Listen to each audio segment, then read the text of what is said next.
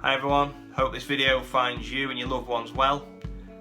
Very emotional time at the minute with everything that's going off in the world. Everyone's emotions are all over the place. Thought it would be a good opportunity to do a short video outlining a good activity that we can do that will help us to increase the positive emotions and feelings that we want to feel and decrease those negative ones.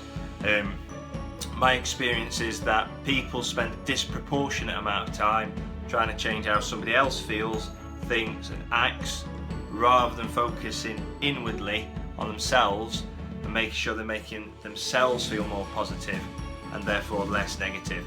So key message really is, it's not your responsibility to make somebody else feel better. Your responsibility lies with making you feel better, generating positive emotions for you and engaging in activities that reduce the negative emotions as well. So really short, really simple activity that anyone can undertake. Step one is write down a list of all the positive emotions that make you feel good when you feel those emotions.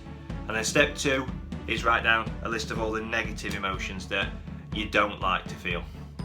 And then what I want you to do is look at your list, reflect on it a little bit, and then circle the number one positive emotion and the number one negative emotion.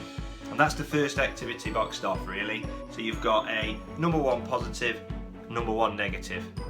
Second part of the activity is draw an arrow down from those two lists, write your positive emotion, your negative emotion, and we're going to mind map around those emotions. So on your positive emotion, you're going to write down all the activities that you engage in that make you feel that emotion most powerfully. And then on the flip side, around the negative one, all the situations or activities or whatever it is that really amplifies that negative emotion for you. So, for example, for me, the number one negative emotion that I don't like to feel is guilt. And I don't mean guilt from cheating on somebody or anything like, you know, what you see in the movies or anything like that, but guilt around not giving 100% focus to my task, or guilt around not getting enough sleep so I can't fully engage in the next day. Those little feelings of guilt that, you know, or regret even, that build up. That's the number one negative emotion that I don't like, just as an example. So once you've got all the activities that make you feel those ways, either positive or negative, the final stage is underneath there is you're going to write your to-do lists. So you're going to write, I'm going to start doing this. So for example, for myself, if we look at this, I've done an example for you so you can see how easy it is just on an A4 sheet of paper. I like feeling cheerful, I like feeling happy. It's my number one positive emotion. I know if I don't get enough sleep, I struggle to feel that way. So I'm going to start getting 7 to 8 hours sleep regularly. Okay? And then I've got other things underneath there as well. As I said, my number one negative is guilt. So and this is important as well, I'm going to start. I'm not going to avoid doing, because you're going to make a list of the things that make you feel a certain way. It's easy to say I'm going to avoid doing that, I'm going to avoid doing that. But by referencing that you're going to avoid doing something, you're actually drawing it into your attention. So the likelihood of you carrying on doing it increases. So what you want to do is word your list as things that you're going to start doing that's the opposite of the stuff that you're going to avoid doing.